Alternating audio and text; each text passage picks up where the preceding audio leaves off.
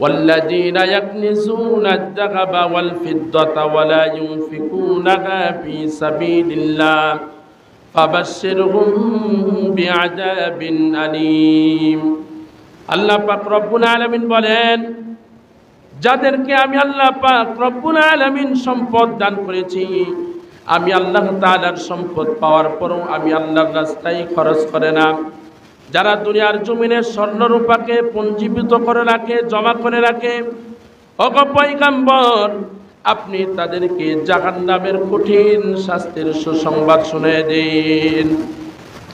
ইয়াউমা ইউহমা আলাইকা ফি নারি জাহান্নাম ফাতুকওয়া বিহা জিবাহুহুম ওয়া জুনুবুহুম ওয়া যুহুরুহুম হাযা মা কানাসতুম লিআনফুসিকুম ফাযুকু মা কুনতুম তাকনিজুন।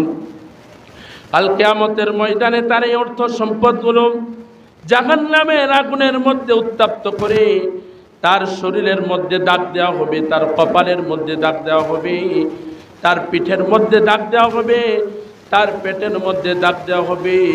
এরপর জাহান্নামী ব্যক্তিকে যখন তার সমস্ত শরীরের মধ্যে এই অর্থ সম্পদ দিয়ে তাকে সেক দেওয়া হবে, দাগ দেওয়া হবে, আর বলা হবে হাযা মা কানাসতুম লিআনফুসিকুম ফাযুকু মা কুনতুম তাকনিজুন। এই যে তোমার পুঞ্জীভূত করা সম্পদ, এ হচ্ছে তোমার জমাকৃত করা সম্পদ, এই সম্পদের স্বাদ তুমি আস্বাদন করতে থাকো।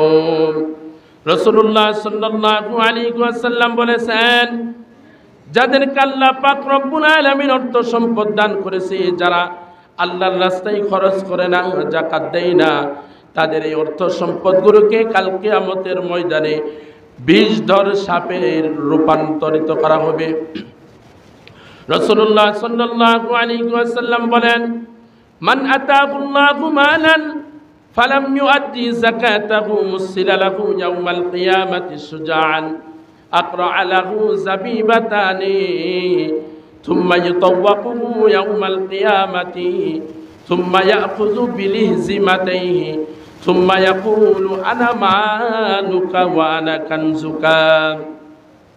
নবীজি সাল্লাল্লাহু আলাইহি ওয়াসাল্লাম বলেন, মান আতাহুল্লাহু মালান, আল্লাহ পাক রব্বুল আলামিন যাকে অর্থ সম্পদ দান করেছেন, ফালাম ইউআদ্দি যাকাতাহু, কিন্তু এই অর্থ সম্পদের যাকাত আদায় করে নাই, মুসিলা লাহু ইয়াউমাল কিয়ামাতি শুজাআন, আল কিয়ামতের ময়দানে তার এই সমস্ত অর্থ সম্পদের আকৃতি পরিবর্তন করে বিষধর সাপে রূপান্তরিত করা হবে।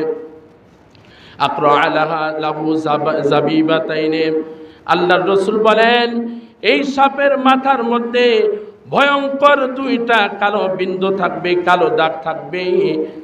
থুম্মা ইউতাওয়াকুহু ইয়াউমাল কিয়ামাতি, এরপর এই সাপটাকে তার গলার মধ্যে পেঁচিয়ে দেওয়া হবে।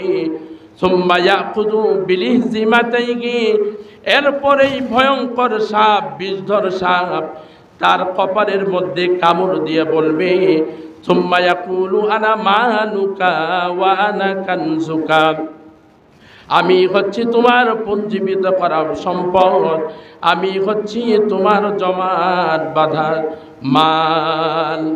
এরপরে সেই বান্দাকে আরো বিভিন্ন ধরনের শাস্তি দেওয়া হবে। নবীজি সাল্লাল্লাহু আলাইহি ওয়াসাল্লাম বলেন, যারা নামাজ পড়ে নাই তাদের জন্য জাহান্নামের একটা স্তর আছে, যে স্তরের নাম হচ্ছে সাকর। এই সাকর নামক স্তরে তাদেরকে দগ্ধ করা হবে। সাকর শব্দের অর্থ হচ্ছে দগ্ধকারী, অর্থাৎ যারা নামাজ পড়ে নাই কাল কিয়ামতের ময়দানে তাদেরকে জাহান্নামের এই সাকর নামক স্থানে নিক্ষেপ করা হবে। আল্লাহর রাসূল সাল্লাল্লাহু আলাইহি ওয়াসাল্লাম বলেন, কাল কিয়ামতের ময়দানে যখন জাহান্নামীরা জাহান্নামে যাবে, জান্নাতীরা যখন জান্নাতে যাবে, তখন জান্নাতীরা জাহান্নামীদেরকে দেখে বলবে, আরে তুমি তো আমার ভাই, তোমার সাথে তো আমি লেখাপড়া করেছি, তোমার সাথে তো আমি চলাফেরা করেছি, তোমার সাথে তো আমি মসজিদে গিয়েছিলাম, তোমার সাথে না আমি বাজারে গিয়েছিলাম, তোমার সাথে আমার কত সম্পর্ক ছিল। সেই সময় জান্নাতীরা বলবে, মা সালাকাকুম ফি সাকর, কোন জিনিস তোমাদেরকে জাহান্নামের এই সাকর নামক স্থানে পৌঁছিয়ে দিল? ক্বালু, জাহান্নামীরা তখন বলবে, লাম নাকু মিনাল মুসাল্লিন, দুনিয়ার জমিনে আমরা মুসল্লি ছিলাম না, নামাজি ছিলাম না।